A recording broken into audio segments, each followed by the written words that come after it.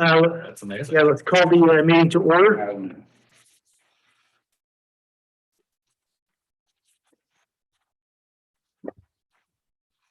Mr. Hanson, I believe you're up. It has update and overview. Yes, Mr. Chairman, members of the committee, we met on Tuesday and went over all of the general fund programs along with a lot of individual funds and miscellaneous funds.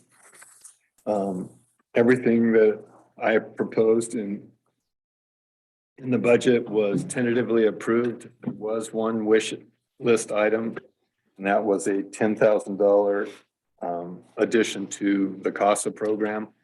I proposed 15, and the wish list item was to move that to 25,000. So there's an additional 10,000. If and when we get to the wish list items, in almost all cases, wish list items, if approved, reduce the general fund contingency. Sometimes it doesn't, but in most cases it does. In this case, it would reduce the general fund contingency down $10,000 if approved. Other than that, no other updates. We can get into the program budgets if you wish, or we can talk about the levy, your choice. Why don't we talk about the levy first and then we'll get back to the budget. Okay. So as you're aware, we have a public safety levy. We approve those on a 5-year basis before the voters. The first one we approved was in 2015. In 2019, we reauthorized that. So we pass a 5-year levy, but we try to reauthorize after 4. So 2019, we reauthorized another 5-year levy, so it goes to 2024. However, we will be trying to reauthorize that in May of 23. So approximately 13 months from now. The current rates that we have for the levy are 42.5 cents per thousand. And that's on all assessed value throughout the county. This upcoming levy, at least initially, right now, it's looking like to maintain what we have or to maintain almost what we have, it's going to require at least 49 cents per thousand. And if we wanted to do any expansion or anything else, that number would creep into the 50 cents or 51 cents. Every penny essentially brings the county about $80,000 by the time we would reauthorize. So every cent is $80,000, like I said. So if we were thinking 49, but really wanted 52, that would bring in basically almost $250,000 of additional revenue to fund whatever things that we identified in that. Currently, the operating levy that we have today funds approximately 24 FTE in the sheriff's office, 19 on the patrol side, 5 on the jail side. It funds 5 FTE in the DA's office, 3 attorneys and 2 clerical support. It also pays for a detention bed, and it used to support Point, but Point is no longer because of recent passage of drug laws, and that makes it difficult to be as successful. We still are working narcotics in that, but just in a different way. So that's what we're supporting at 49 cents. And I've talked to the sheriff, we would probably reduce the number of FTE in the sheriffs from 24 to 23.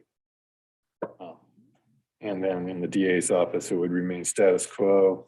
The detention bed would remain status quo. And we could, if we choose to put money into community corrections, which may or may not get modified this next biennium or two. So those are the things that we're looking at right now. We've had one meeting of the sheriff, the DA, the presiding judge, myself, Jody Merritt, and Lyle sat in on a meeting and just began talking. There are some things that we need to do to make the system better. Right now, our system isn't ideal. A lot of that was caused by COVID, reduced inmates in the jail, those kind of things that were a necessity as a result of COVID. And now that's beginning to open up. And hopefully that gets us back on track to where we used to be compared to what we had to experience during COVID. But probably the biggest thing I would like out of at least the lay members of the budget committee is your sense of, where we should go with the levy amount, and are we asking for too much? Basically, going from 42.5 cents to 49 is a double-digit percentage increase. In reality, it's not that much on your property taxes, but it's still money, and every bit counts, especially in this time of inflation.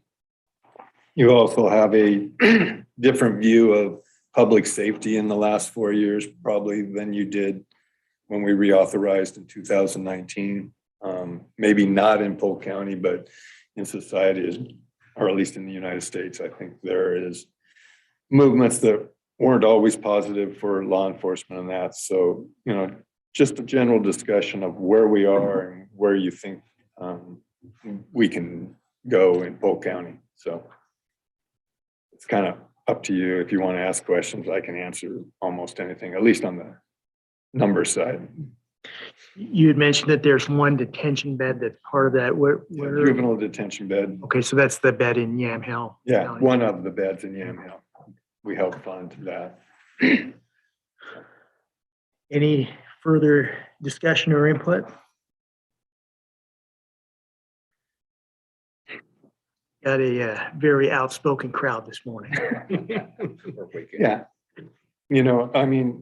We'll continue to have meetings.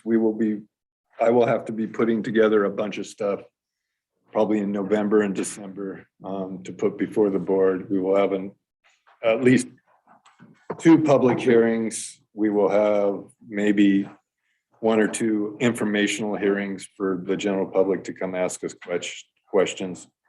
We'll have to have everything prepared by February so I can turn it into the clerk to get it on the ballot, those kind of things. So even though it's 13 months away, it's really about 7 months away when you lay the foundation in that. So yes, from my perspective, I support the sheriff, the DA. I know just because of my profession, I'm more connected to what's going on in the DA's office than I am with the sheriff. And I know there's a great need to support the FTE in the DA's office. So, okay. As a property owner, I wouldn't mind the increase to support and have high quality assistant DAs in the office.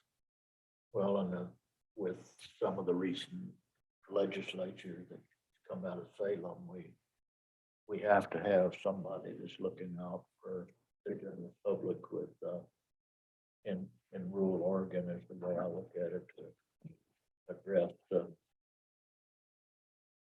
criminal element that's creeping into the marijuana situation, and it's not getting any better around the state. So we need to have strong enforcement effort around that.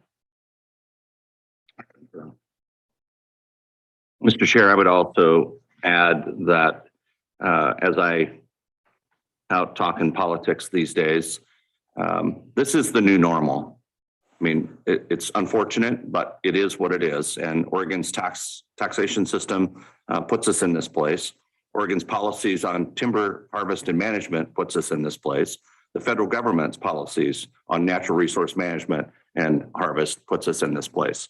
Though we have challenges with the current laws that are impeding our ability to provide all of the public safety that our citizens expect, I do believe there is a rising tide on this issue.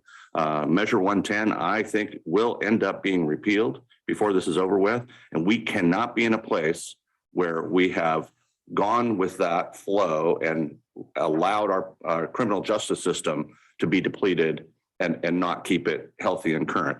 I know there are arguments from folks out there that say, well, if you can't arrest them and you can't do this and you can't do that, why do you need that staff? We do need that staff. And Polk County has always been, I'd say, understaffed in criminal justice system. We just barely maintain what we can manage. And our levy system, our tax levy system, I think is the minimal that it should be, but I think it's a very fine, sharp-edged knife that we walk here between what you need and too much tax. Even though we're talking pennies in a lot of cases, it's a very difficult balance. So, I think that it's important that we continue to support this. I think it's appropriate for our taxpayers to be able to see what we do on a periodic basis every 4 or 5 years, to be able to scrutinize that. It gets our voters more engaged in the issues of public safety in our county. And so they're more in tune, I think, when we have this kind of system. I wish it weren't what it is, but it is what the new normal is. And I can tell you from my years of experience in the fire service, on that side of public safety, the fire service has been used to doing this for a long time. And those that weren't are learning to do that. Because if you don't ask the community how you want to fund it, then your only choice is to remove the services. As someone who has some institutional memory, can remember when we were losing our evening deputies and that kind of thing. Those were scary times. Yes. And the bad guys do take notice. Yep. No question. Then Senate Bill 554, and now we just had Senate Bill 48, making a police officer person responsible for decisions that he makes. Recruiting and keeping police officers is a major issue right now. This measure 48 is dictating who we can arrest on site, or we have to cite and release on site. And that's another scary issue. Some of the stories you're hearing, Salem arrested the same guy 3 times within 7 hours with 3 different stolen cars, and they still couldn't bring him into jail in Marion County. So that's the norm today. I think we're gonna have a reawakening. The public's not gonna stand for this. Thank you. Thank you for your input. Any further discussion? Mr. Hanson. Mr. Chair, if you turn your budget books to the public health tab, we will address the public health fund. All of these are the health services under the umbrella of NOEL, with the exception of family and community outreach. The first page in the budget book is the revenues for public health. You can see that over the last few years, there's been a huge increase in the budget associated with public health, and you can probably guess why. COVID brought in lots of money to public health in a lot of different forms from a lot of different silos. We are still currently expending monies for COVID relief, and that what you see is the biggest revenue in that fund is the beginning fund balance at 1.5 million. There's a good chance that that number will reduce, and along with expenses. We are beginning to send some of the money back that we received because it was just too much and unable to spend. I think we just sent back $300,000. So that number may get adjusted between now and May, but at the time we put this together, that was the estimate in that. There are 3 programs within public health. The first being family planning. This is a very small budget. It used to be more robust. And then we pared it back along with state funding got pared back. So you can see that we're dedicating about $172,000 to this program budget, down from the $250,000 that we had in there in 21-22, and back closer to the levels that you had it historically in 1920 and 2021. FTE, slight decrease. Other than that, this is very much a status quo budget. This receives a small general fund transfer of about $75,000 Total transfers for public health are $150,000. So we'll see the other 75,000 when we get to the WIC program.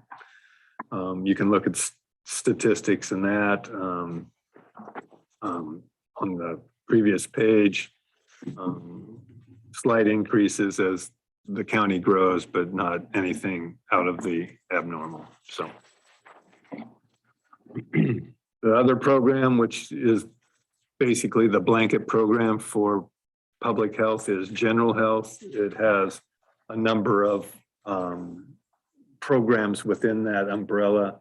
You have home visits, you have immunization, you have communicable disease. We also, our public health provides the nursing staff over at the jail. So there's a component of jail health in there. Then there's a component of emergency management. Public health works with Dean Bender out at emergency management. And during this last pandemic, helped coordinate where resources went or didn't go and those kind of things. And then they also do vital statistics. You can then, on the next page, look at some of the indicator descriptive stats that they have. Immunization fees going back up. You didn't have a lot of fees during COVID because almost everything was free and you just wanted to push the shots out, and it was getting funded through the back door with federal funding and state funding. You know, you have the jail, that'll be gearing up again. Our medical costs in the jail obviously were very low during low inmate totals. The sheriff recently opened up the jail and we're getting closer to back to pre-COVID numbers. So our jail costs in the jail will go up.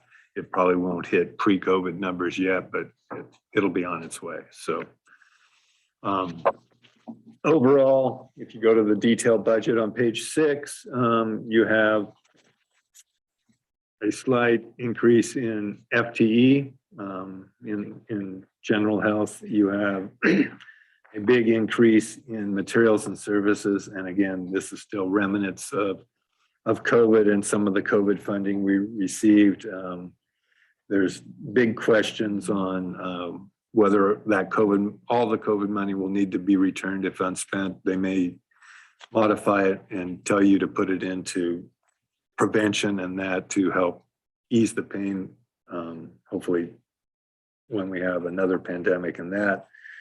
What is historical is with pandemics and that every 10, 12 years we have one, public health gets a lot of funding. Oh, that's over. And then they pull the rug out from under them and then they aren't prepared for the next one. So we're slow learners in government. So hopefully we learn a little better so we can be better prepared the next pandemic we have. And my guess is there will be one.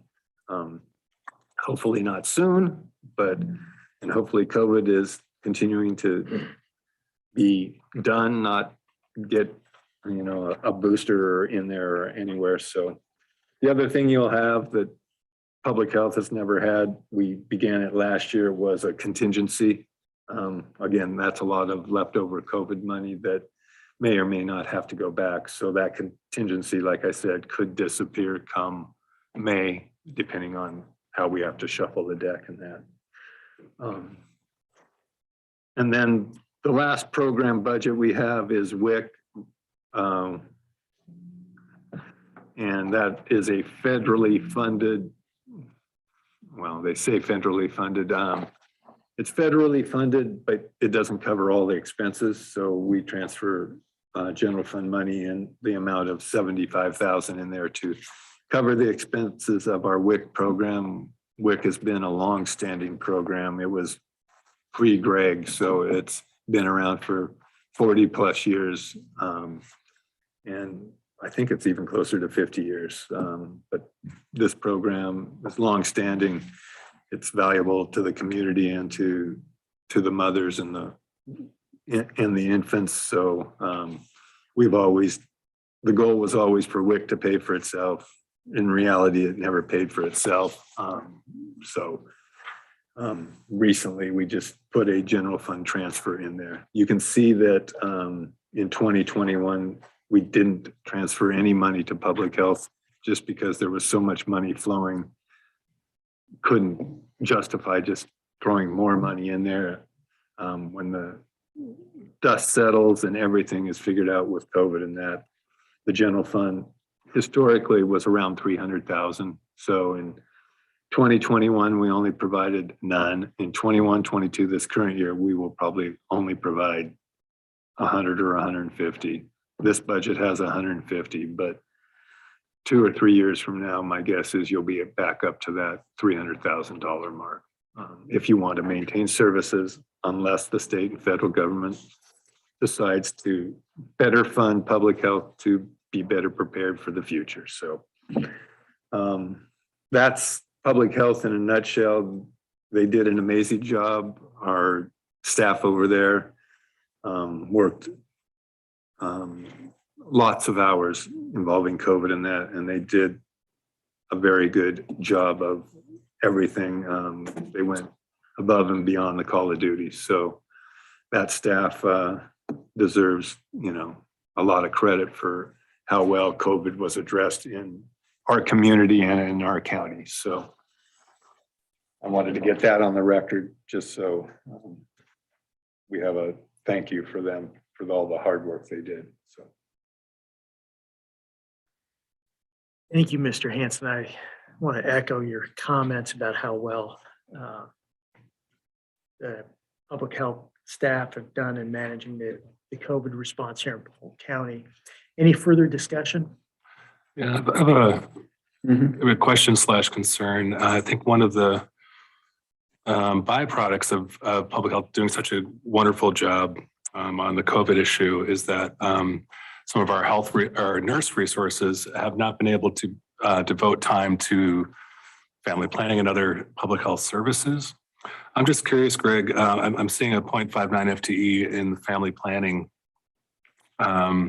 Matt's here too, so you could probably speak to this. I'm just curious if a dedicated nurse, even if we don't have the, if it isn't feasible to attract somebody now, but if we did budget for a full-time nurse devoted to other programs, whether it's family planning or others, if we could maybe consider that, assuming that the COVID, we are past COVID and we'll get back to more normal services. I know a lot of that federal money is restricted to COVID expenses, but I think, there have been some pain points in other services there. So maybe this is more of a question for the board, but if anybody wants to comment on that, I may consider making a motion for a bit an unfunded to be add to the unfunded list here.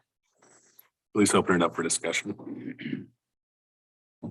Yeah, so my position would be, before I would ever support that, is I need to see real statistics from the department head that indicated that need.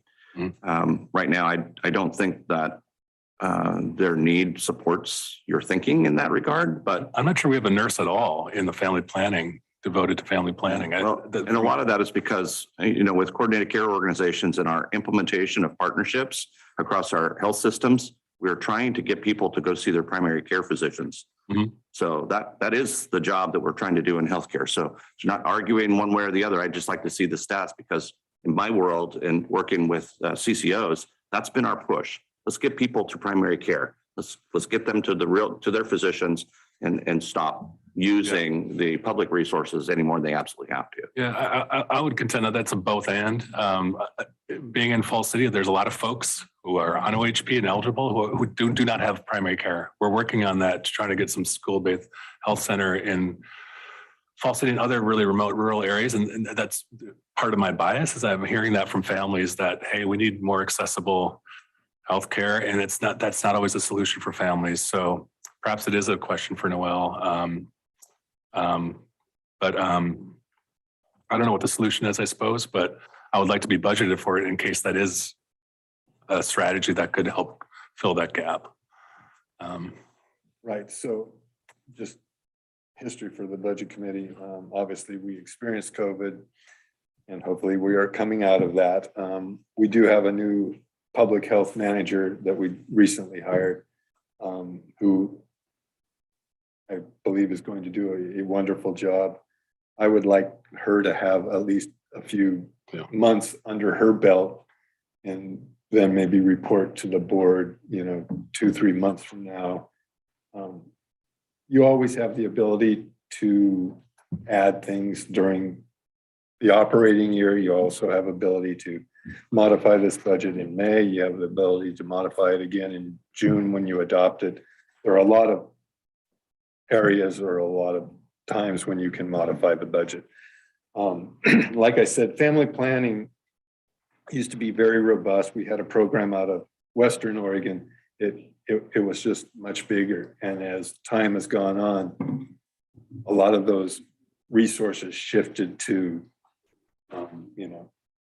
the primary care or whatever. We continue to have WIC, but there are programs that have been phased out over time, whether that hurt rural more than the urban, probably. The rural centers have less access to healthcare. Sometimes transportation is the issue. It's not having healthcare available. It's being able to get to that healthcare and those kind of things.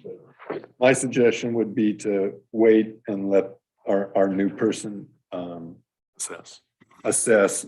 We haven't been able to do anything actually for the last 2 years. I mean, if you want the truth, we probably had less resources ever going to family planning than that because everything was all hands on deck for COVID and those kind of things. So as we get back to normal, make it a fresh view from the new manager and, have that report in 2 or 3 months back to the board. And from there, you decide which directions you want to go. I'm not going to tell you there isn't money available or anything like that. I mean, we'll make what we feel as a county is the best service delivery model to our citizens. So I guess I'd want to see what the annual cost would be and long-term funding, because once this COVID money runs out, we got to be able to fund what we start. So that's one thing really concerns me. That's a danger area that we've always been very careful about. Too, we can go from the, you guys want to hear from Noel?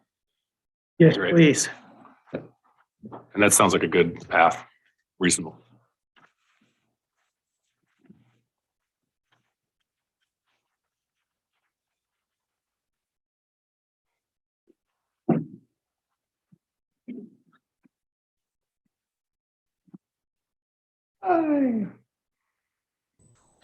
Good morning, can you hear me? We can. Yes. Perfect. Yeah, great conversation, good questions. So the only thing that I'll say, and then I'll get out of your way, is that the budgets that we're proposing this morning include the staffing and the budget for those staffing that we would want to run the programs. So for family planning, you're right, there's not much in there. That's purposeful to strike the balance that Craig is speaking to, where we do want most of those services happening elsewhere. And so that we do have the ability to, Commissioner Gordon's point, to also provide it when that's not going to be an option for everyone. So what we have in there that's not apparent is actually a nurse practitioner.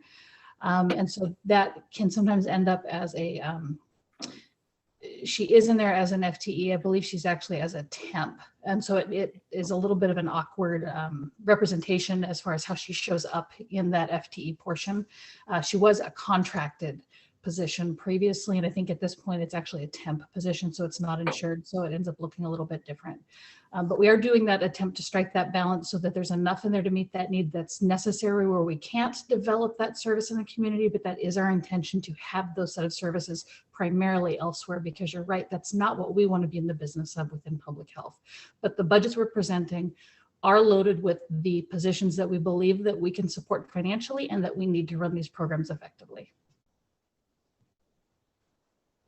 That's great. And just hearing updates about the transition post-COVID, knock on wood, to normal operations would be helpful. I really appreciate that analysis of the logic behind the budget. So thank you. Absolutely. Great. Perfect. I would recommend tentative approval of the 3 program expenditure programs and the revenues. So move. Second. Any further discussion? Those in favor, please say aye. Aye. The motion passes unanimously.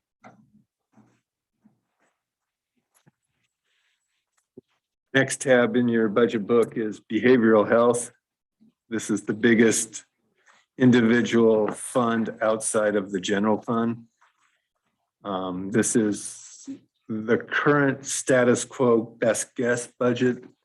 My guess is that this budget between now and May will significantly grow as more silos of money get pushed down from the state in the way of funding for homelessness, funding for mobile crisis response teams, funding for 24/7 addiction services, funding for enhanced salary and benefits for behavioral health and supporting services. So don't be shocked in May when this budget may exceed the general fund. So Exceed the general fund? yes. Maybe not what you wanted to hear, but what is Close now. well, yeah, you're 6-7 million away, and yeah, I would be surprised. The only reason it won't surpass the general fund is they haven't given me the details so I can ensure that I know what it is, but it will pass the general fund sometime this next year. Wow. So, and how sustainable that is, your guess is as good as mine. However, like I said, this is our best guess at this time for mental health, knowing that it's not going to be where it's going to end up. You can see that we have a beginning fund balance of 7 million. We have no general fund transfer into behavioral health. It's all funded by fees for service or federal money and or CCO money, OHP money, whatever. That's what you have. You will see that there was a large increase in FTE in the budget. That's partly as a result of the monies that potentially are coming down. It's partly because we're understaffed with all the new requirements that are being pushed down on behavioral health. So you'll see that there was a 20 FTE increase over last year's budget. So, like I said, revenues are on page 1. Page 2 is addiction services, or actually page 2 and 3 are behavioral services, and it's their support services. A majority of the support staff for behavioral health reside in this budget. There are some that reside, for example, Noelle and a lot of her upper staff and support staff also shows up in health services fund, which is the next fund we will be talking about. But this is the support services section of behavioral health, increase of about 3 FTE, increase in total budget of over $1 million, but a lot of that is contingency. You can see that our contingency is a lot greater than it was the year before. My guess is when we get those monies that I talked about, that contingency will grow because we will get the monies now, but expect it will cover 1 or 2 or more years. So we will have to carry over a lot of money so we can support those new programs and new services a year beyond that. So I could see the contingency jump into 8 or 9 million along with the new money. So there are going to be a lot of changes in behavioral health. Trying to guess them right now would have been, frivolous. It's too hard to know what you're going to get right now. The next program, and this is the service delivery program, is addiction services. This program, you can see from graphs and that, this is pretty much right now a status quo budget. As soon as the 24/7 addiction services money comes in, which could be as much as $5 million. This budget will change dramatically. It will also increase FTE numbers probably by 12 to 14 people. So you'll go from 10 to 24, just to provide that 24/7 service. We're in the process of purchasing a building, then we'll remodel that building and hopefully have things pretty much ready to go, at least facility wise, by the time we're supposed to be spending the money. The problem is we won't be able to find staff to do the services. And how long that will take us, unknown. I mean, statewide, just this 24/7 program alone will probably require 400 or 500 additional FTE. And right now there's already a shortage. So how we magically can produce that number, I don't know. And my guess is Polk County won't be number one on the list to provide that service compared to other counties throughout the state. So, but we'll do our best. Again, we don't know the details yet, but it's coming. We just don't know the exact money and how we can put the program together. So next, program budget is kind of like outpatient services is kind of like general health is for public health. It has a number of programs within it, both adult and child. And you can see bar graphs, you can see their program summaries. It is an ever increasing book of business, unfortunately, and today. You can see with the statistics and that, it looks like we're going down, but the severity of what we're dealing with is going up. So the more time, the time you spend with patients tend to be greater than the time you used to. So again, you'll see big FTE increase in this program of about 8. You also can see that the budget for this increased by $1 million. My guess is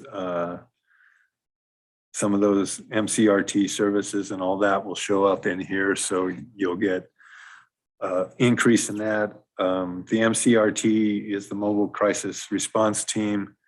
There may be some rules that we don't agree with, which will require discussions at the board level and at the sheriff and behavioral health level to determine how far we go with potential new MCRT rules. But if that's the case, we will probably have more MCRT, which could increase FTE in the sheriff's office to pay for both of those services.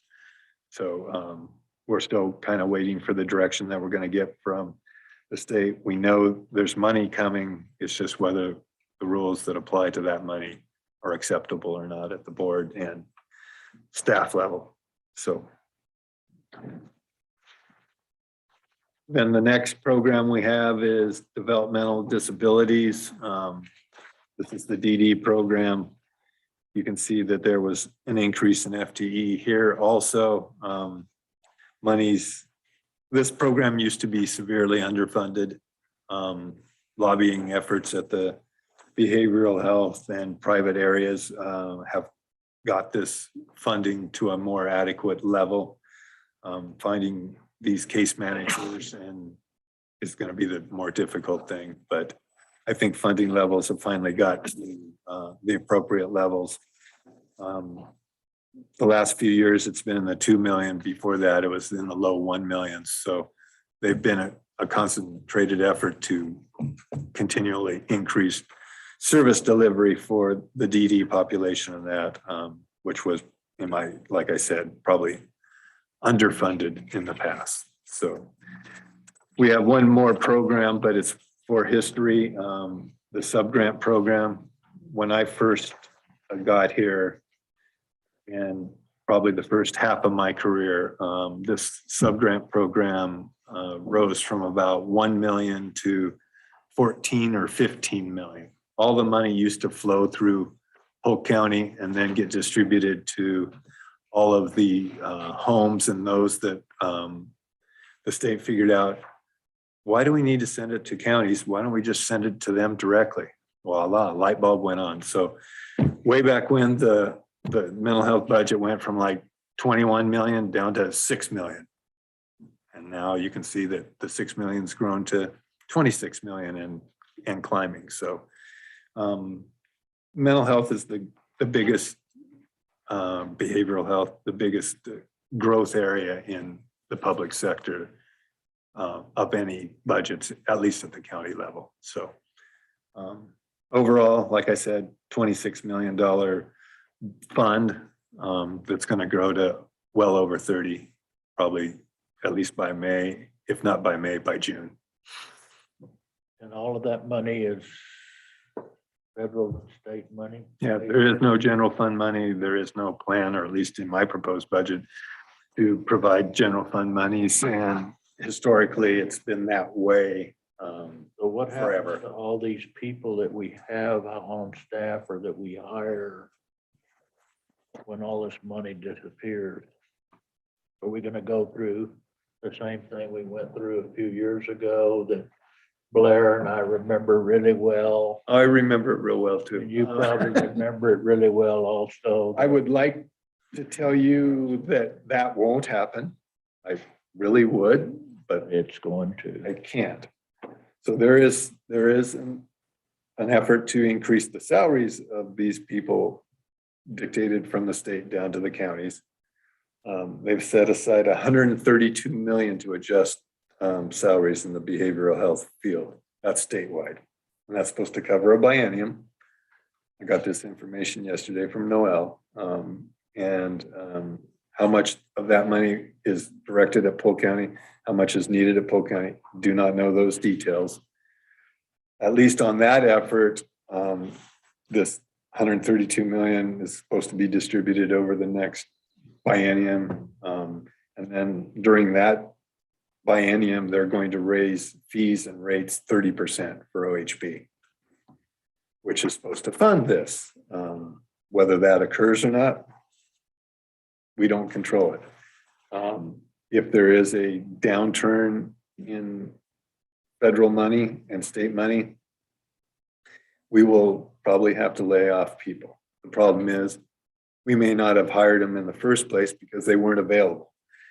So That could be the budget emphasize. at any one time, let's just say we go from 120 to 150 employees.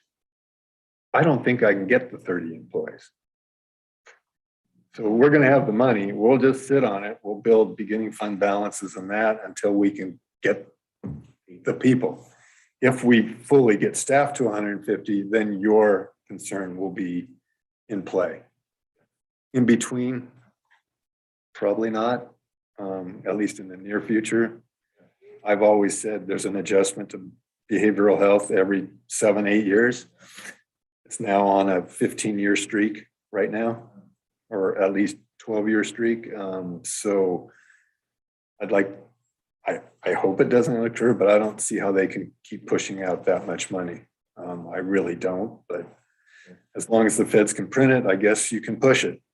So is it a good fiscal policy? That's not for me to, personally, I don't think so, but there's a lot of money in the system. And not that there isn't needs, but there isn't enough to provide the services to meet those needs. So Has anybody looked at, I guess, the whole system and asked the question, what is the best way to support the people that have the need rather than doing it just the way we've been doing it, because that's the way we've been doing it?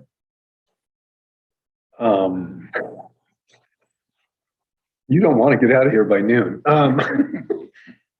Hey, I'm gonna drive to Idaho today. No, I'm just, as a rhetorical question, you don't have to answer. No, but as a state, are we handling this the best way possible, No. both for service delivery and economically? Probably not, but I'm not in charge. I'm No, I not, don't understand. I'm sure Commissioner Pope's been involved in this and everyone, I mean, the service delivery model, the state pushes all their issues down on the counties to deliver, you can see it with the most recent 2.5 million we got for homelessness. That's kind of to make up for the state hospital and also to address the homelessness issue. Is that going to solve it? No. It's going to force counties to put in little units throughout, just like the state prison system required us to build jails throughout. State's doing the same thing there. Can you treat them more effectively and efficiently? I know economically they could if the state hospital opened up. Whether that's better service or not, I won't get into that. Whether that is good for the client, I don't know. I'm not the professional. Noel could probably tell you more, but I don't see how we can continue to support the service the way we are, but we're stuck with it. The board is stuck with those, everything's being forced on us. If you say no to the money, then they don't want to solve the problem. If they say yes to the money, but can't fix it, then you're not doing enough. So it's a no-win situation for the counties or the boards that are the policy makers. The state wants you to put in, transitional housing. Transitional housing for some is okay, but now they want you to have security type ones where you have 24/7. So that people don't like that in their neighborhood, so then you have to locate it somewhere. Land use laws don't allow you to locate it where you would like to locate it. It's just a mess. And, the board has to make those political policy decisions, and it's not easy. We're put in a bad place, and I'm rambling and giving you my opinion, but that's how I see it. So, Information. Thank you. and they can comment if they want. So I've got some questions about mobile crisis response unit. Yep. And particularly the change in roles. Is that what's the source of the roles? Is it OARs? Is it It's OHA. OHA? Okay, so it's an administrative type role. These rules are connected to these dollars. Is that? So whether that is going to apply to all counties or not, that is unknown. Whether your current MCRT activity is grandfathered in or not, we don't know those details. That's why I kind of hesitated on the monies. We don't know the rules.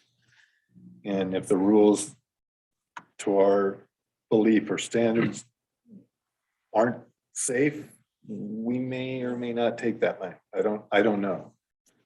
Currently, we operate with a behavioral health counselor and a law enforcement officer in the vehicles. However, we have a lot of crises that they don't respond to that our crisis team and after hours crisis team responds to. So how those mix, I don't know, but the belief is they're going to want to separate law enforcement from behavioral health.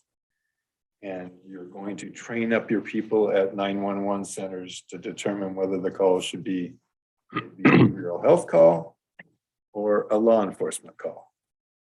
And you're going to put, in my opinion, a law enforcement officer into a situation that may not be good for them because they aren't trained crisis people. Or you may be putting our crisis person in a dangerous situation because it's escalated from a crisis thing to more of a law enforcement thing. So in my mind, it makes sense to have them both together and let one or the other take the lead depending on what The issue is at the moment they arrive, because from the call to when you arrive, things can escalate one way or another. They could diffuse, they can escalate, you don't know. And if you have them separate, then putting each one in a bad situation, I think increases the likelihood. And I don't know, that's just my personal opinion. Sheriff may have a different opinion. Noel may have a different opinion. We'll determine as a county and with staff and with the professionals, whether that makes sense or not. And we'll advocate for flexibility with those dollars Yeah, along the whole. if we can maintain it the way we currently do, in my mind, and add one or two more units, that would be wonderful. But I don't know if we're going to be allowed to do that. Thank you. That helps me understand. Mr. Hanson, do you have a recommendation regarding behavioral health revenues and budgets? Yeah, I would tentatively approve it today. The expenditure programs of behavioral health support services, addictions, outpatient, and DD. And you don't have to do anything with sub-grant. I just have it in there for historical purposes and the revenues, and with the understanding it's going to change. So if you think this is it, don't approve it, and it doesn't matter. We're going to adjust it in May, so you'll get another shot at it. So move. Second. Any further discussion? Those in favor, please say aye. Aye. Aye. Motion passes unanimously. Righty. We have Health Services Fund. This fund is split between two department heads. Noel is the department head over the administrative services side, and then Brent DeMoe is the department head over the family and community outreach program within this fund. Eventually, we may have to separate these two, but I understand it, so it works. First page is revenues, about the same as last year. The next page is the health services admin side.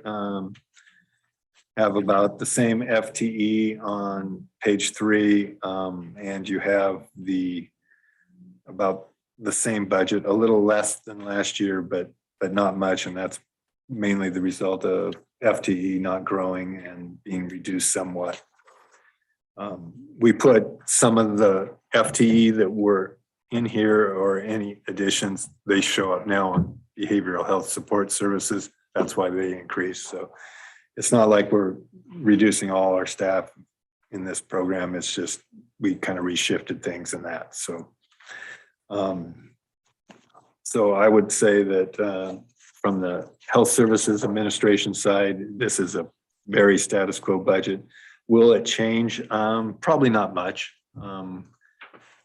You may have to add an FTE as a result of some of the things that are going on, or one or two more support with all the reporting requirements that may come with the additional money and those kind of things. But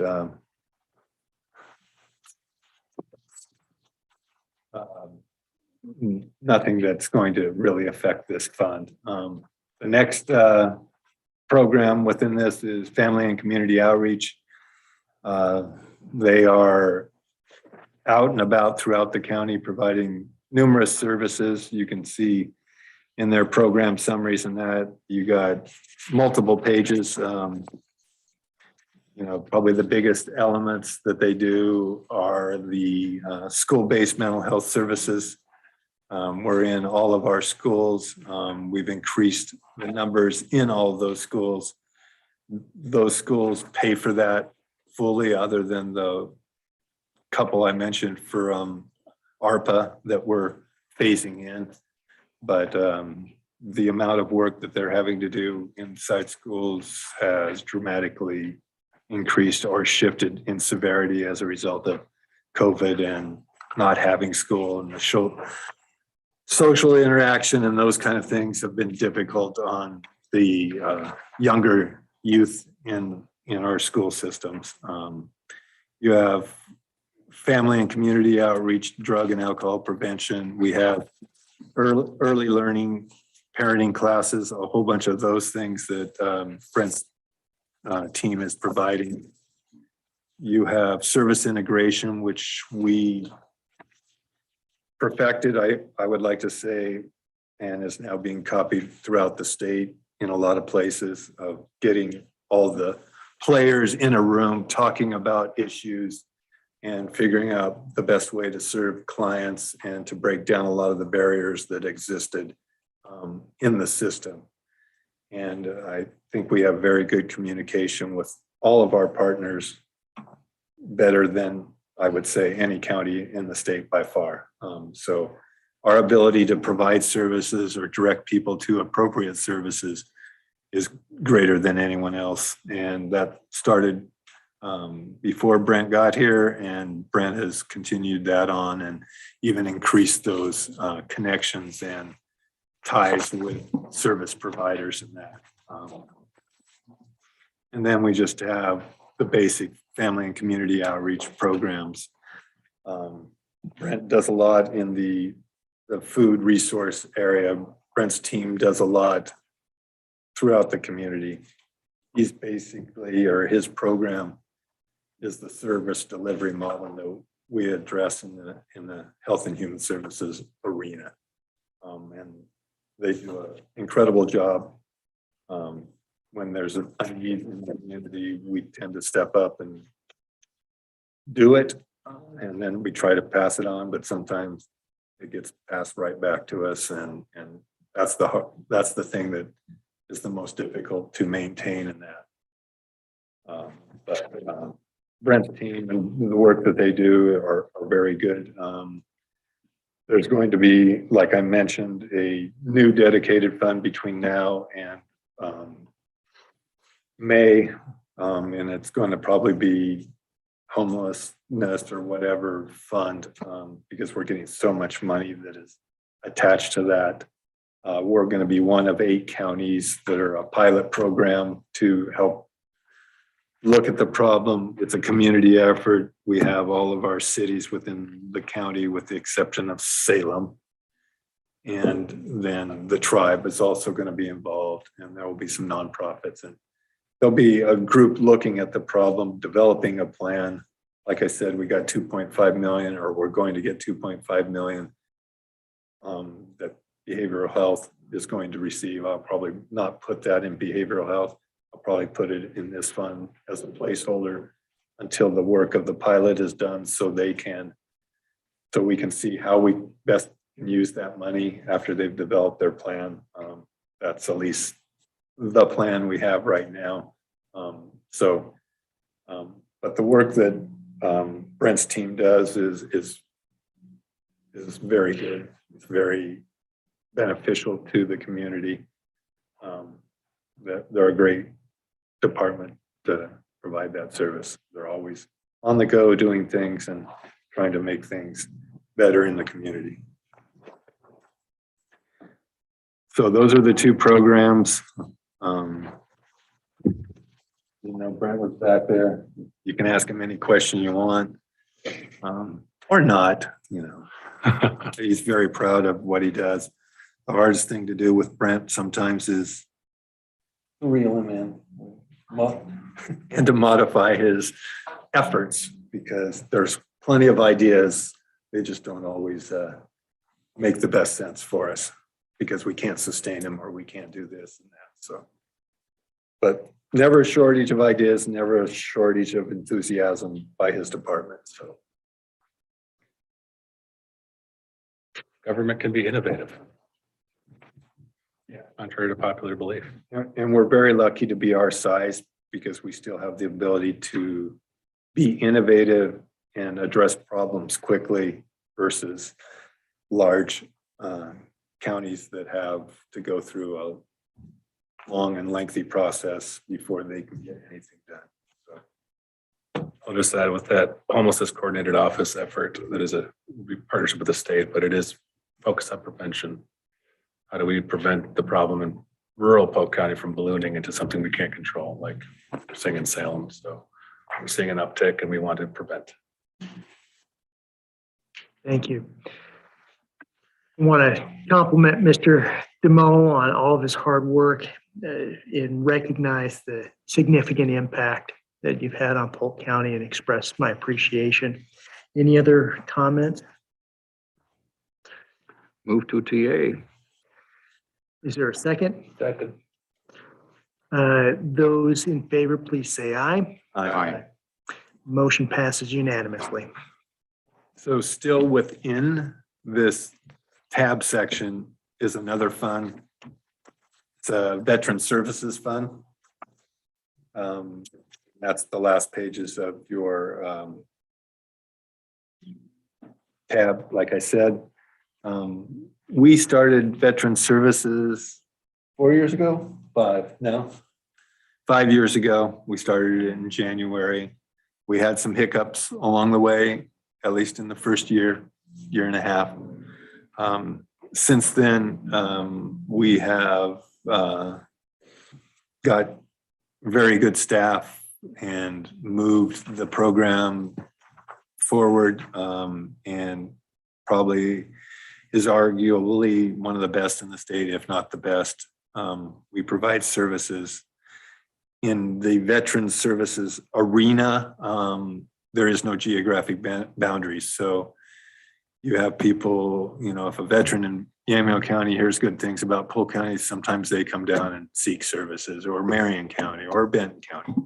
We get a lot of veterans from outside our community. However, we're there to help them just like they were part of our community, because the goal is to provide veterans the services and the benefits that they're supposed to have qualified and received, but just can't get through the minutia of federal requirements or federal application processes, and they usually just give up and not get. So we do a very good job. We have 2 VSOs.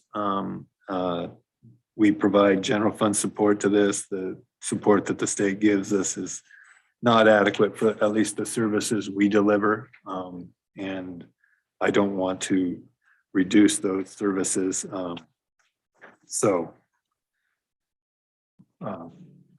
Other than that, they do a great job. We have a temporary housing. So it's a great program, and would recommend that you TA both the revenues and the expenditures. Don't move. Second? Any discussion? Those in favor, please say aye. Aye. Motion carries unanimously. Nikki and Eric, they do a great job.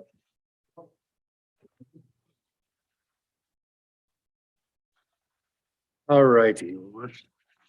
Now we can get into management services, unless you want to take a break. Either or, we'll get through management services fairly quick. The only thing you have to remember, at 10:30, time certain, we have public comment. So Remember that. So my guess is you might want to have your break before that. We should have it scheduled after, but All right, let's take a break. Let's reconvene at 10:15. Does that work? that works.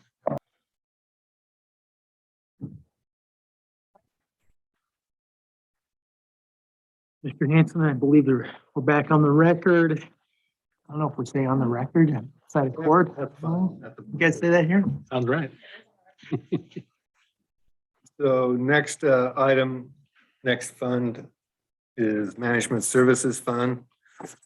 This is the fund that has the most programs of any fund that we have in the county. It has non-departmental central services. Well, I guess the general fund has more. Academy building, jail building, Buchanan building, maintenance, courthouse building maintenance, information services, GIS, finance, human resources, board of commissioners, and county council. So in order in your book, we will start with the revenues, increase over last year.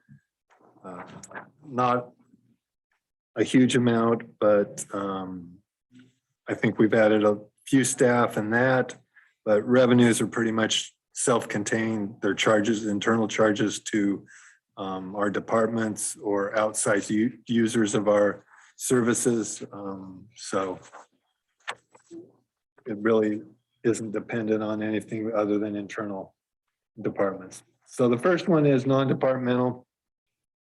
We have two items within materials and services. One is a transfer to the building improvement fund. We collect rents in this fund and then transfer them to the building improvement fund to address building needs and cover COP costs associated with some of the building projects that we've done. The other is special projects. It acts as a contingency for the fund, and we draw that down just much like a contingency, but we don't put it in a contingency to make it a little more fluid and easier to get to. So that's it for non-departmental. I'll move on to the next one, I guess, in our book is Board of Commissioners. We moved the Board of Commissioners from the general fund into this fund about 5 years ago, I think. And the purpose was because of Board of Commissioners made the most sense for me to be in management services. I created it as an intern back in 1985 and 86, management services, but was told at that time by our chair that the Board of Commissioners will never go in there. So I didn't put it in there because they didn't want to be considered overhead. Some of you know that chair, some know him better than others. But we kept that thought until recently, but it is, a Board of Commissioners is the policy decision-making group. And wrong place. But we might actually get some public comment this year. No, no. It's never happened to me. Has it ever happened to you? You've been here. Well, EM.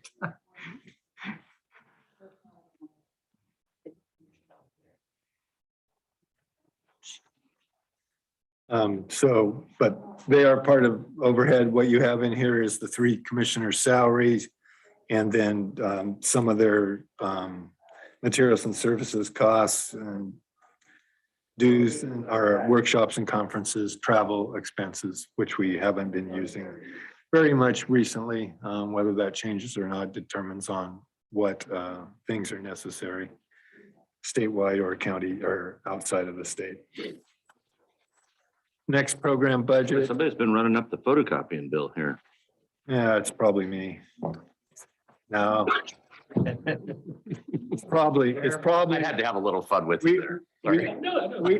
You haven't seen that one yet. Okay, It well, will, we're predicting it. We're predicting it. it will be reflected a year or two from now on costs associated with print jobs. They were blank. He loves this paper. Doesn't Please matter. keep doing it. It's a count. Trees.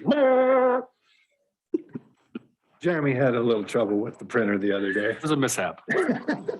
What did it do? Fill up the office with paper? I printed something and it spit out a stack of that. Just wanted the one page. Recycle it, we can still use it. All blank? Printed off his internet site, and it I don't know why. it gets caught sometimes, and then it just keeps printing forever. So he gets hassled now and then. Commissioner Pope nicely brought it up, so. Might be an unfunded request. These rookies. The good thing for Jeremy is we distribute all those costs out to the other departments, so they Yeah. kind of paid for his. Didn't have. to pay for Supplement it. my stupidity.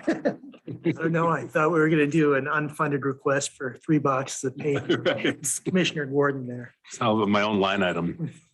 Yep.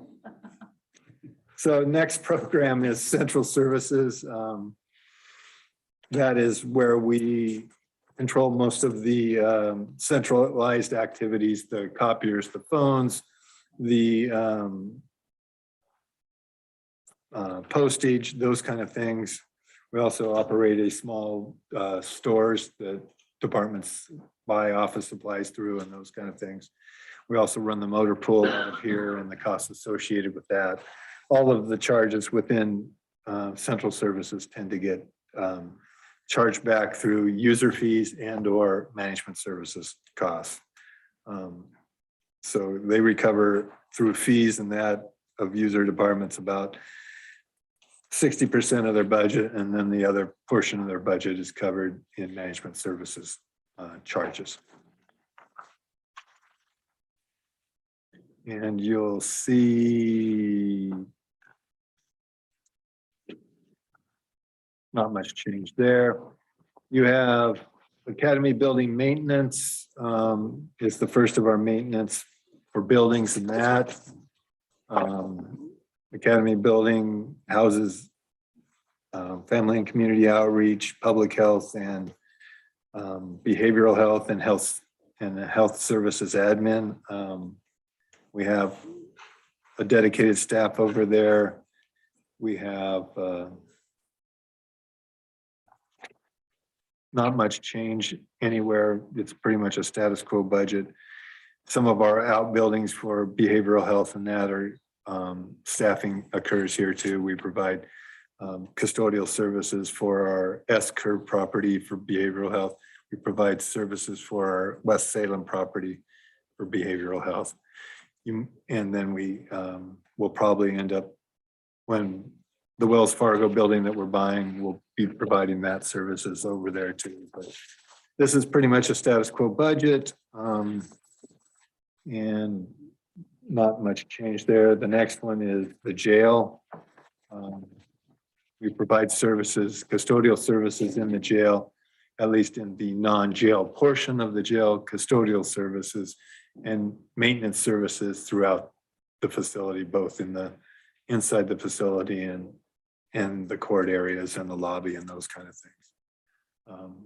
I think there was a small increase in FTE, but just to add more services over there. That building is getting over. We've been doing a lot of work. Actually, COVID helped us do some work over there too, because we could move people around in the cells much easier, and we're able to get to some maintenance issues that we needed. But again, pretty much a status quo budget other than the small increase in FTE. Next one is the Buchanan Building. That's the newest building that we operate and manage, that houses community corrections, juvenile, and IS. Those are the three programs over there. We provide the maintenance and the custodial services over there. This is definitely a status quo budget. And a lot of the rental amount that you see here goes to pay the costs associated with. We're in a lease purchase with that building. We will probably be looking to purchase that building in about 2 or 3 years with the remainder of what's owed. And that's going to be about $1 million, but we'll be able to purchase that, and then we'll own it outright, and then we'll use the rental to maintain that building and help pay off some of the COPs that we have used in the past. So, and the last of our at least building maintenance programs is the courthouse complex building maintenance. They have the largest FTE. They provide services for this building and the historic building. They also provide some of the outside services for public works. That may be the only one. The others show up in the academy, I think. Oh yeah, public works and EOC. You know, you can see that the biggest charge we have is utilities and the materials and services. Don't have a lot of repairs and maintenance costs associated with this facility, with most of the improvements that we made both to the outside and some to the inside of this facility. When we get to building improvement fund, we will be addressing HVAC systems in this building or this complex, and then throughout our other buildings outside of this complex. But again, pretty much a status quo budget. We'll do one more and then you can either tentatively approve them or wait till we do to the whole fund. Information services, this department's probably grown the most with just the sheer volume of employees and then the sheer volume of the work that they did. And it was exceptional work to provide our employees to be able to work at home and remotely.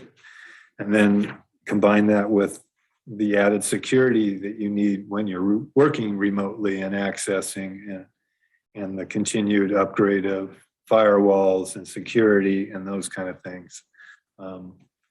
We have a good staff over there. Josh is doing a good job. We have money that flows from ARPA into this, and we also have the work that they do. We also provide services to the city of Dallas, the city of Monmouth, and Polk Fire District number 1. So we maintain and operate their computer systems also for a fee. So we not only provide all of our work for our internal system and our outside buildings, but those 3 entities on the side. So. And again, small increase in FTE. Their budget is less than what it was the year before because the year before was a lot of the COVID expenses and those upgrades to satisfy COVID. But much greater than it was way back when pre-COVID. So, and I don't think it's going to go down. We've been very fortunate here and you kind of make your own luck. We have not had a cybersecurity major attack. Other counties have, Tillamook County being the worst that I know of, that probably was not in operation for almost 4 months. And how they survived, I don't know, and I don't want to know, and hopefully we never know. There's Josh. Thanks, Josh. And if it happens, it's his fault. That's why he says, I need this, this, and this, and I say, okay. So he gets a pretty much a green light on a lot of his requests, let's put it that way, because the last thing we can afford here is to go through something like that, and he does everything in his power to try to ensure that we don't. So that's probably all we can do until we have technically the time for public comment. So Perfect. Well, I think we have time. We've got 2 minutes before public comment starts. So why don't we, is there a motion to tentatively approve the budgets for? I kind of made a mistake. Let's just wait because you're going to do revenues and revenues still cover the other ones. So let's just wait till I get it all done. Okay. I shouldn't have mentioned that. And we only have a few to go after that. So. Very good.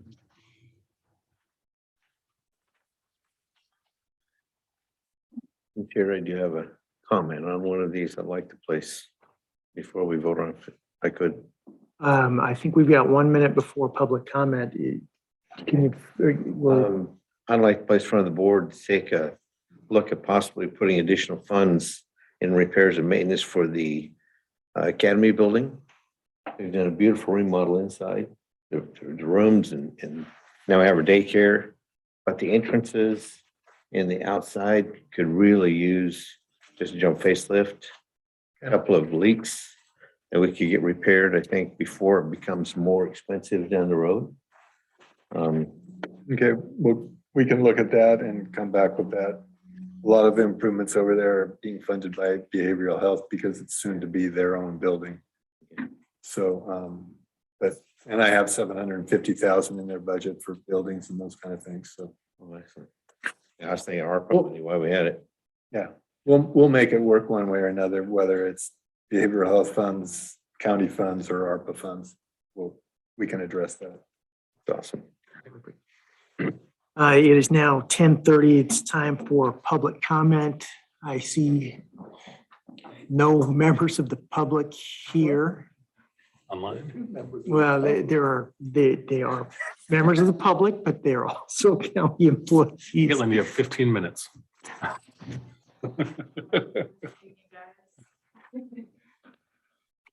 All right. One's a trapper for skunks.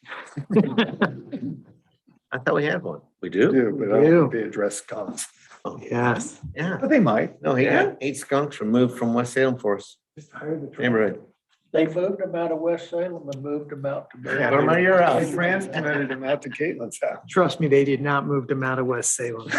Oh, you They're got 'em still, too? oh, they're everywhere in our neighborhood. They're everywhere. Out by your Really? place, everywhere. Somebody must be feeding them or something. I don't know what the deal is. And my mom doesn't live there, so it's not her, so. All right. So what we've done in the past is close the public comment. However, if anyone showed up, We let them come in. we reopen it and let them speak their piece if they do show up, but Perfect. they usually don't. Let's close public comment. And if somebody shows up, we will reopen it and allow the public to comment. Mr. Hanson. All right, moving on in management services, you have GIS. That's the mapping program that is utilized heavily by both the general public and our internal departments, especially Public Works, and that GIS was very valuable in the ice storm that we had a year ago. In their efforts to address FEMA concerns and that, and pinpointing debris and all those things. We used GPS and then mapped it and made life easier for them. When we get to Public Works budget, there's a revenue item. We're going to get probably a little over $1 million in reimbursement off of that. We had massive piles of debris that we cleaned up and either chipped or burned or both. But GIS has been a very valuable program. We started it in 91, maybe 90, somewhere in there. We went through a whole purchasing process, or was able to purchase at that time ESRI, which is still relevant in the GIS world for us. And that's how we got Dean Anderson, who has since retired, but does special projects for us. And helps GIS and IS and behavioral health on certain projects. So, but again, this is pretty much a status quo budget, not asking for anything out of the unusual. Next one after that is finance. I told Caitlin I was going to make her do this one, but I'm not. Look at her. Finance, this is where a chunk of myself, 80% of Caitlin shows up, along with the staff that she has upstairs and also our payroll staff. One of our long-term employees, last day of work will be the end of this month, Tana, who's been doing payroll since the 90s. Yeah, 91 or 92.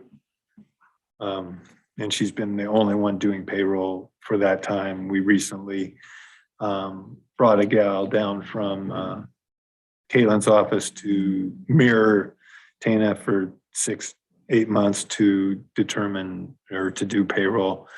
We'll have a smooth transition after Tana retires, and we'll be hiring another body to address just all our fiscal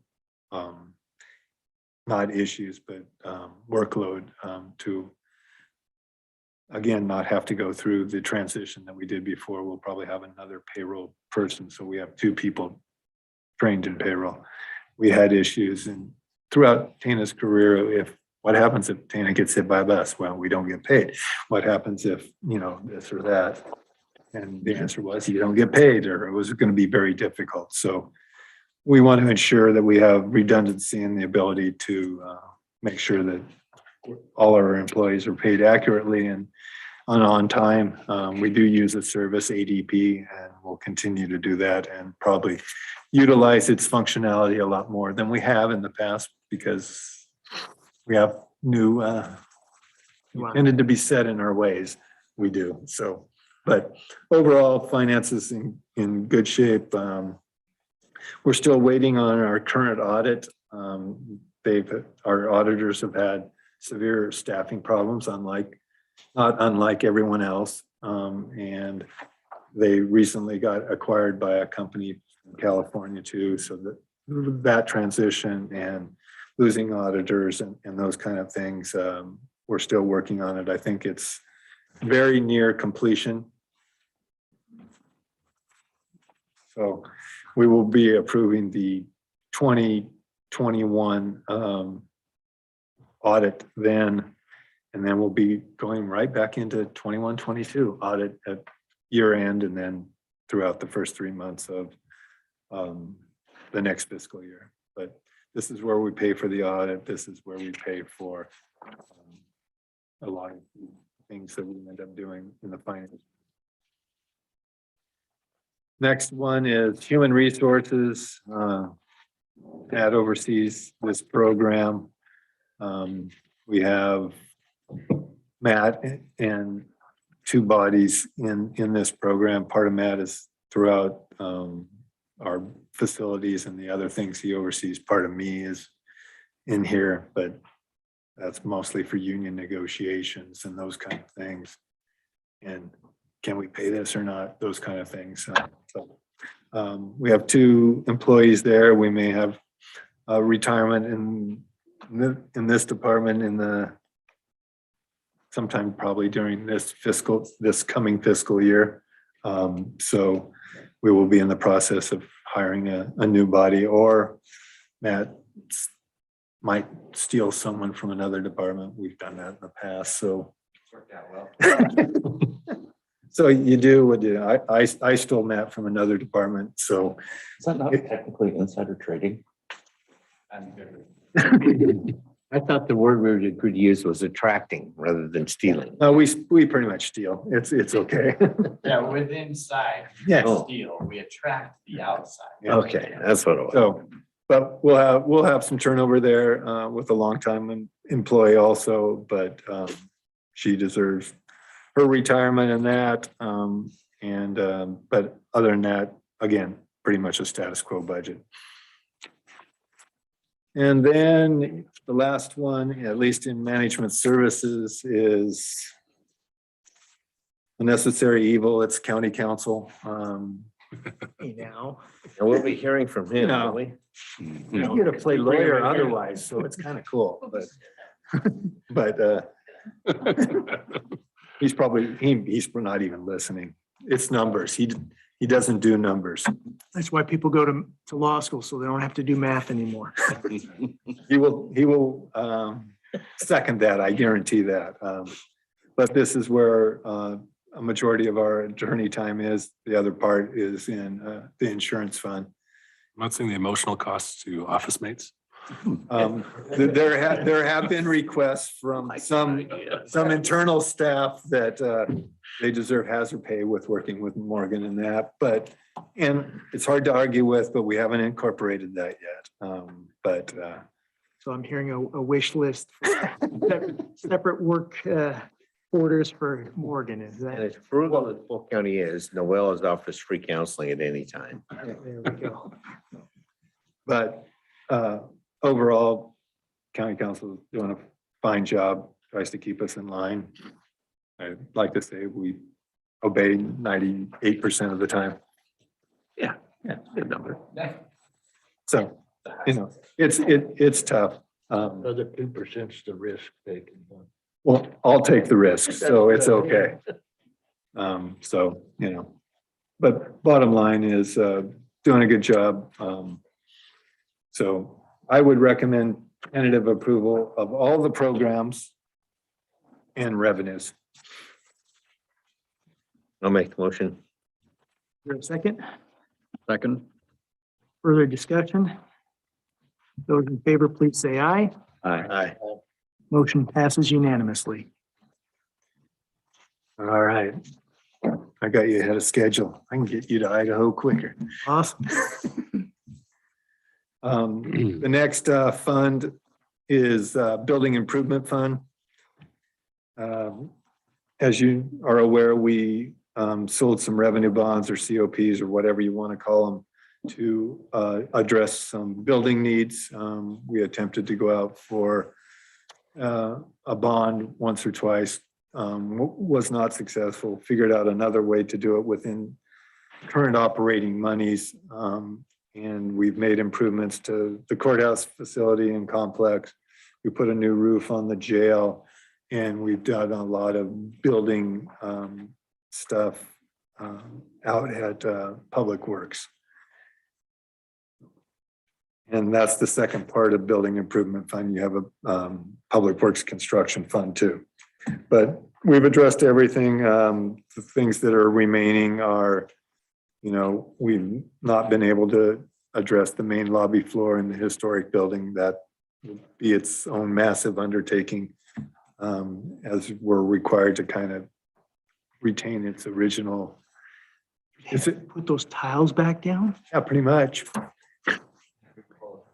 Before each one, they have to go back down. Yeah, we're a historic, Fix the we're a floor. historic building. We would have to pull each one. Good luck. Well, that's kind of why it gets pushed off too. And then you have some interior repairs, and I think we've addressed most of those. We will have an HVAC upgrade as a result of ARPA funds and that, and we'll get that done during this fiscal year.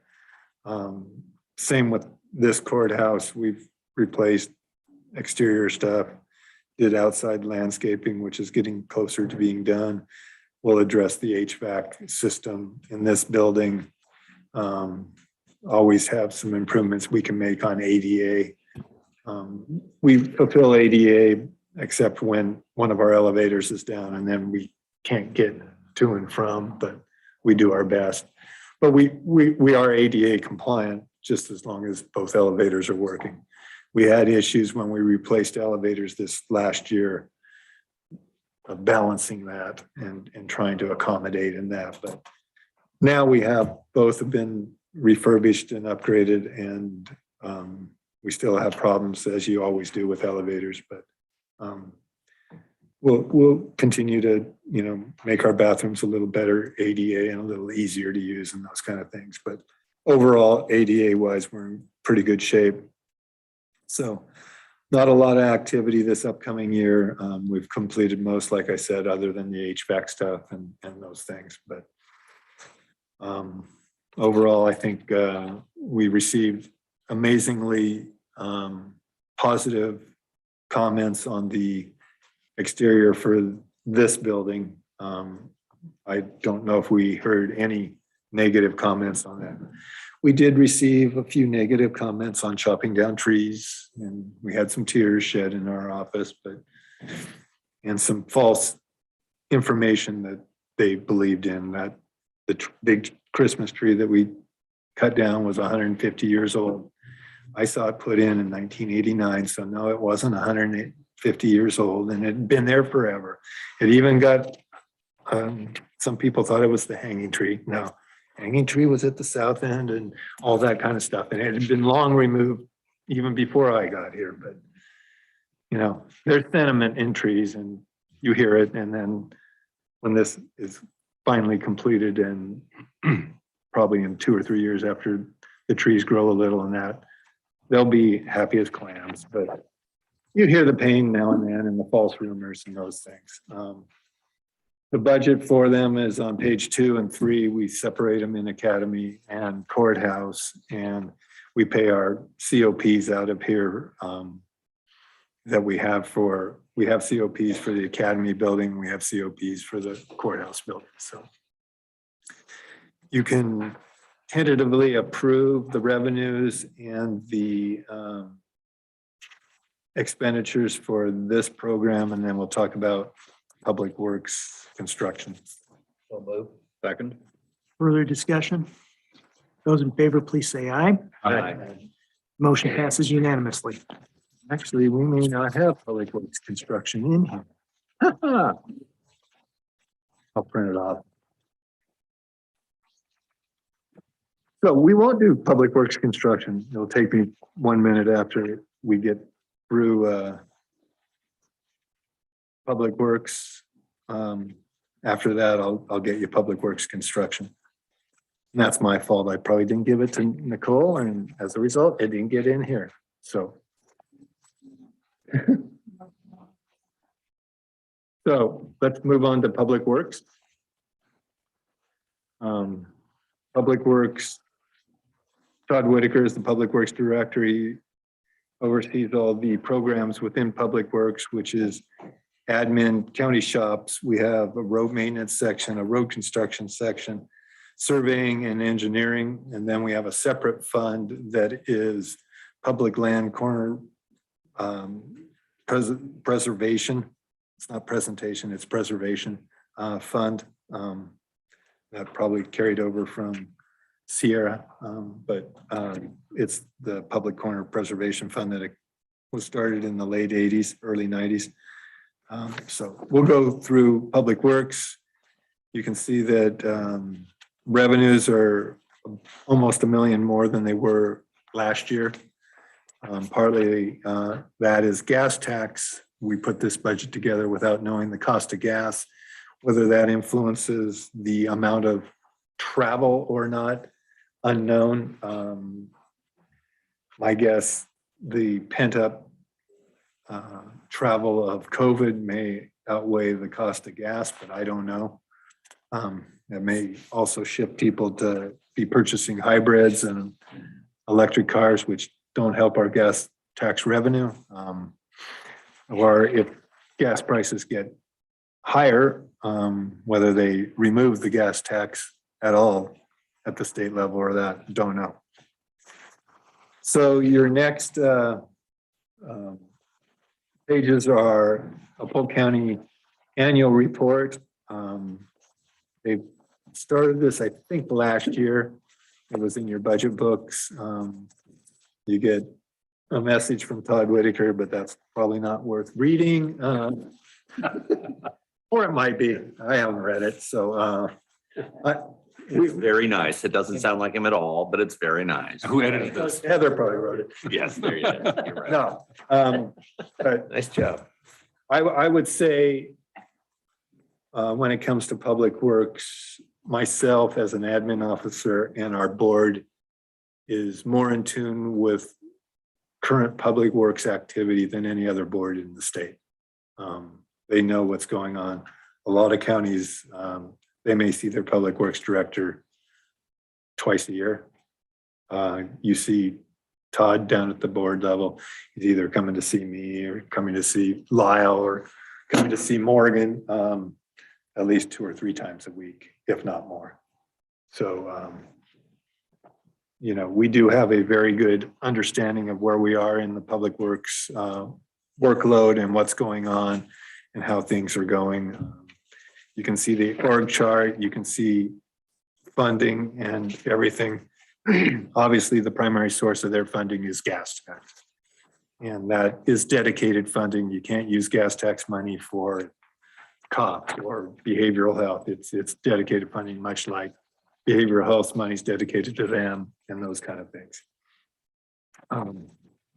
So if the state cuts the gas tax, does that cut all that? I don't know if they've got into that. I've asked that question. Don't know. Well, I don't know what it takes to do that. They raised their gas tax while the rest of the country lowered them. So I don't know how it was, I don't know if the legislation or the governor has the power to stop it because it funds. So I don't know the mechanism to do it, Oh, okay. but they could maybe declare an emergency. I guess you would call it She's good at that. a gas emergency, a fuel emergency, and try to reduce the amount that you pay at the pump. But you would have a lot of backlash, probably internally from ODOT and externally from 36 counties. And then all the cities receive gas tax also. So you would have a infrastructure mutiny, I think, but Secondary crisis. yeah, I don't know the mechanism because I've never heard that, but I've heard that recently. So I don't know. I don't think it will happen. But obviously the impact of higher gas taxes could mean less people driving, which means less purchase at the pump. So don't know. Right now they're projecting a little more than what I put in the budget. I put in 6.8 million. We're on pace to get 6.8 million this year. So I'm basically keeping it status quo. Then you have all the programs within it: surveying, engineer, road maintenance, chip seal program, and other highlights.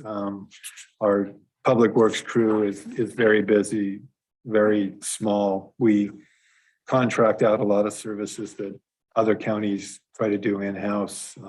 We contract out all our asphalt. We contract out our vegetation management program, de-icing, all those kind of things.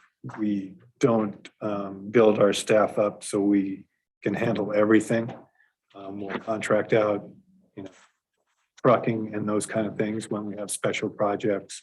So we balance a core staff with outside contracts to provide the services we do, and that's the way we can keep our roads the way they are compared to other counties.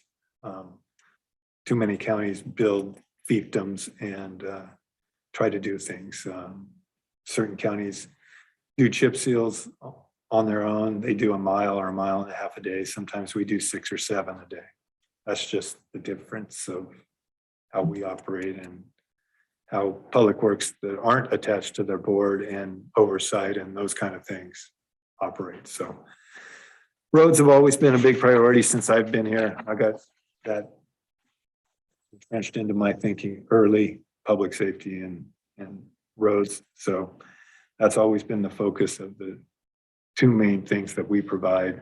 Obviously, the health services has increased over the years, but when I first started, it was public safety and roads. And we've always prided ourselves in having a very solid road system. I think we are ranked #1 in the state for a county road system. So, and believe us, we don't get as much funding as others that could be #1, but end up not being #1. So programs, first one is administration. FTE is pretty much the same.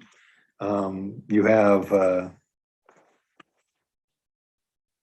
materials and services, everything is pretty much the same. You have a transfer to the Public Works Construction Fund that we'll talk about after this program that helps cover the COPs associated with the activity and the improvements that we made out at Public Works for the shops and their main building and some of their outbuildings that they built. You can see beginning fund balance is $1 million higher than it was in the previous year.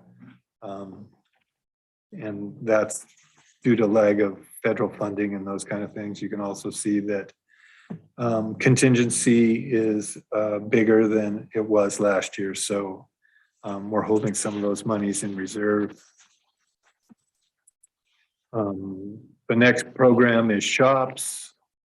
Shops budget is a little higher. We have solid rolling stock in that, but some of the rolling stock that are pickups and are not pickups, but are dump trucks and that we're doing engine rebuilds on, and because everything else is in very good shape and not end of life.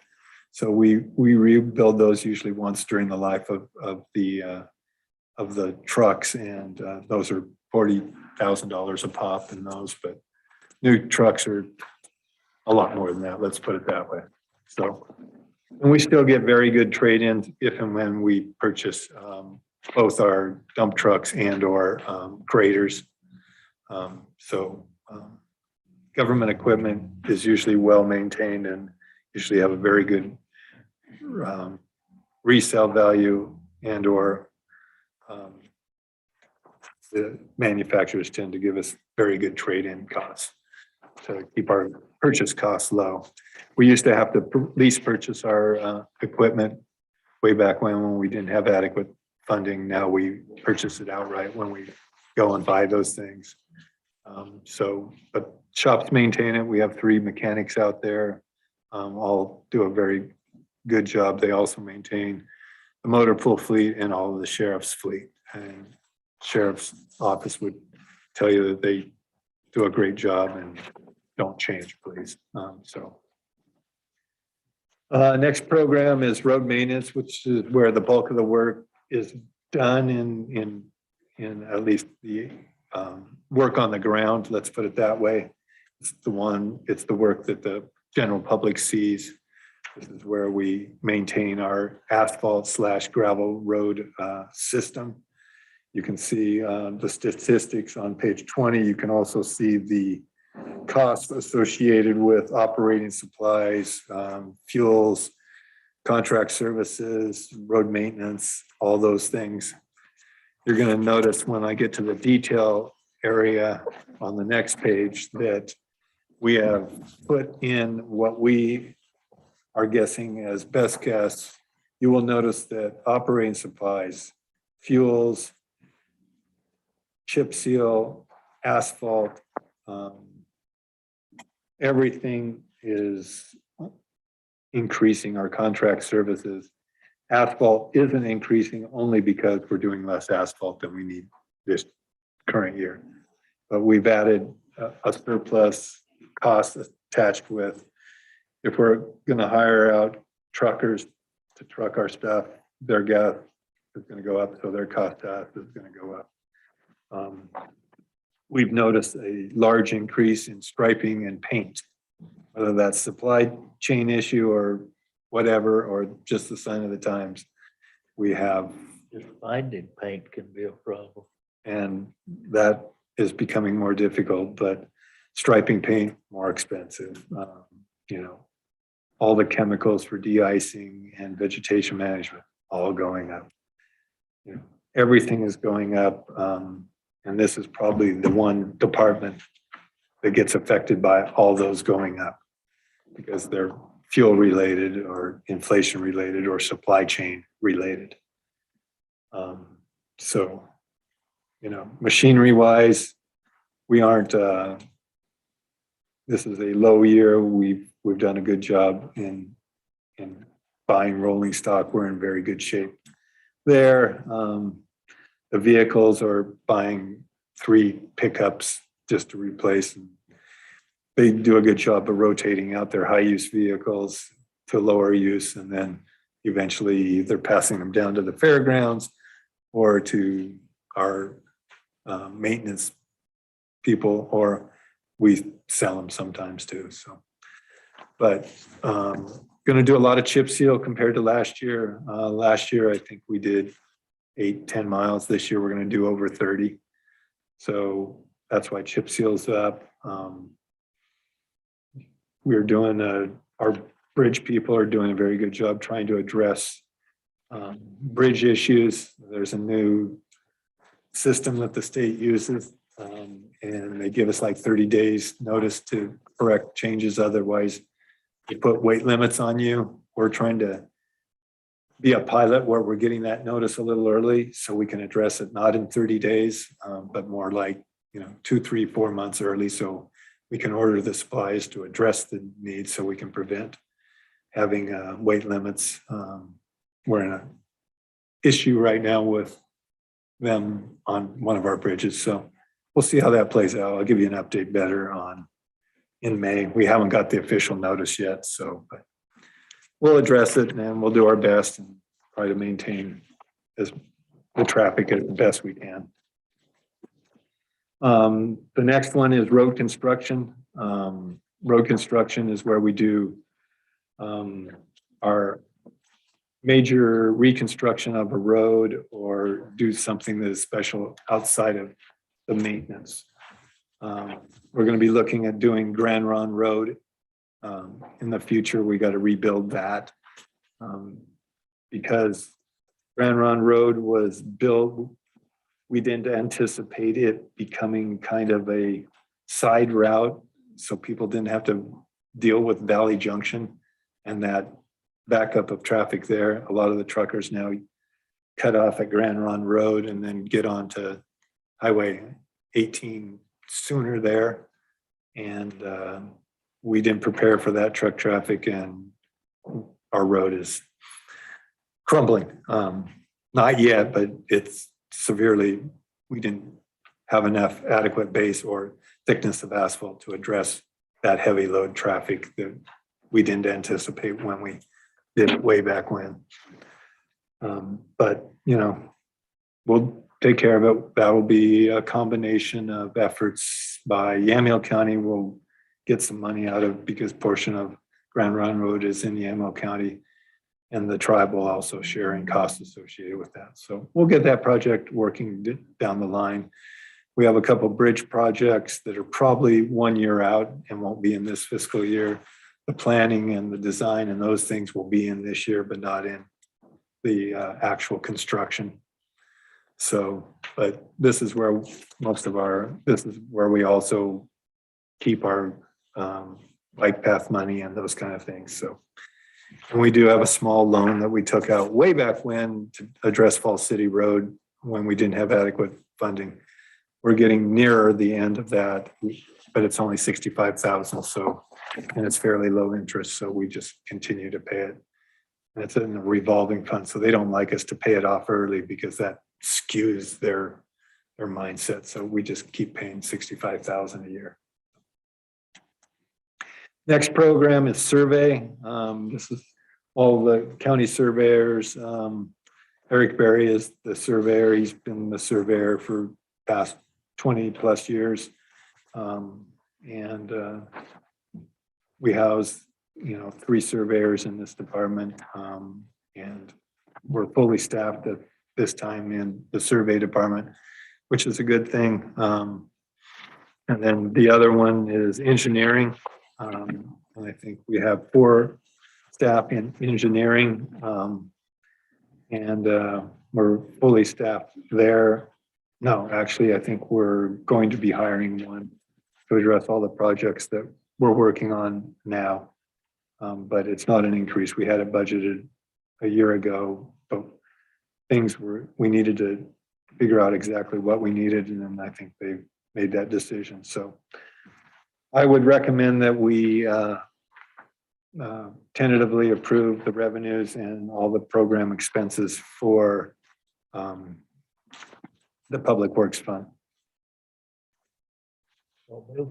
Second. Further discussion? Those in favor, please say aye. Aye. The motion passes unanimously.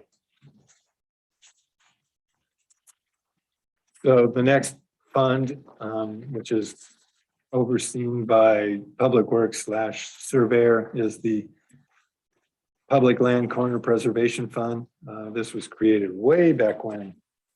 Part of any of your recording of documents associated with land have a $10 surcharge that gets, I think 1 of it goes to the clerk, 9 of it goes to the Public Land Corner Preservation Fund. So when we're recording a lot of documents involving land, this gets very healthy. When we aren't, we start spending more than we take in. It's in the healthy mode. A lot of our surveyors restore corners, and this fund pays for those services back to Public Works. So when you look at surveying revenue, you see a big number for those services. This fund pays Public Works to do that. And then we have private surveyors are given a stipend when they notify Eric that, hey, we found a corner, you know, and they end up restoring it and doing all the monument and everything that's necessary. And then we give them a stipend. So we have some private surveyors out that when they're doing that kind of work, we provide compensation to. So, but this work will probably never be done, completely done. There's a lot of corners and partial corners and blah, blah, blah. And Eric could explain it if you really want to instruction on surveying, but You probably don't. So I would recommend that we approve the revenues and the expenditures for this fund. Further discussion? Those in favor, please say aye. Aye. Motion passes unanimously. Take a 5-minute break and I'll go Public Works Construction Fund. All right, let's do that. Mr. Chair, members of the committee, this is the page that was omitted from your budget books. It is the Public Works Construction Fund. As you can see, a lot of activity occurred in 1920 when we built the EOC and the shops building. Had a little lag in 2021 as they completed all that. And then in 21, 22, we're doing the remodel, which is going to be completed by the end of the fiscal year on the main building. And then we will have some minor improvements made this upcoming fiscal year. So it's the smallest budget since we've created this fund, and over time it will be roughly just the addressing the COPs and some minor improvements made out there. But this fund will continue on as long as we have the COPs, and our COPs were for 15 years, and you're in the middle of, or you're finishing year 4 of those COPs. So that's what you are looking at. I would recommend the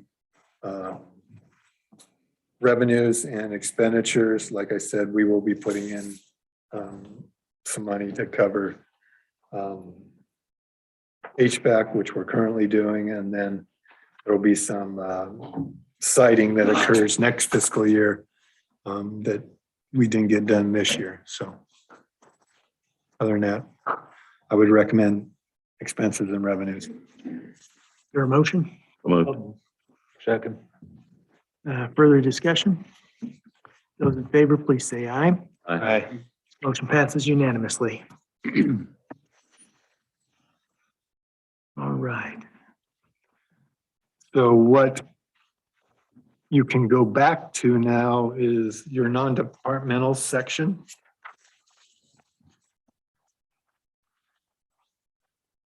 You somewhat already approved this, but you technically haven't approved it. It is the middle section on page 2, which is transfers. You have transfers to all of the funds that we've tentatively approved. And within those funds were the revenues of those transfers. So you've de facto approved, but you have to approve this as a group within the general fund. So I would recommend that you maintain what you've previously tentatively approved, and in the amount of $2,130,000 for transfers to the multiple funds that you have on the list. Is there a motion? Second. Further discussion? Those in favor, please say aye. Aye. The motion passes unanimously. All right, so we can do this 2 ways. You don't have any callbacks. You can approve the contingency and then vote on your wish list item, or you can vote on your wish list item of $10,000 for CASA. And then we'll approve the contingency after you approve or disapprove. So don't care. You just have to approve the contingency one way or another. It's either going to be the number that's in your book right below the transfers, or it's going to be 10,000 less 10,000, because the 10,000 would get moved over. Why don't we, I think it makes most sense to take up the wish list first. That way we know with exactness where we're at on the contingencies. Is there further discussion on the $10,000 wish list transfer to CASA? Move to make the transfer. Is there a second? Second. It's actually not a transfer. cost is within the general fund. You're just going to give it the additional funding and that will reduce the contingency within the general fund. Commissioner Mordhurst seconded, I believe. Those in favor, please say aye. Aye. The motion passes unanimously. So what that action does is moves the 15,000 that I approve or proposed to tentatively approve 25,000. And then that will reduce your contingency by $10,000. And then as a result, I would recommend that you approve the contingency that balances the general fund budget. And then your actions will be done until we meet again in May. Perfect. Is there a motion? So moved. Second. Further discussion? Those in favor of tentatively approving the contingency, please say aye. Aye. Motion passes unanimously. So the meeting is adjourned until May 18, 2022 at 9:30 a.m. Is that correct, Mr. Hanson? Correct. Wonderful. Thank you for everybody's help, participation, and attention. Appreciate Mr. Hanson, all the hard work that went into the budget process and presentation. Thank you very much.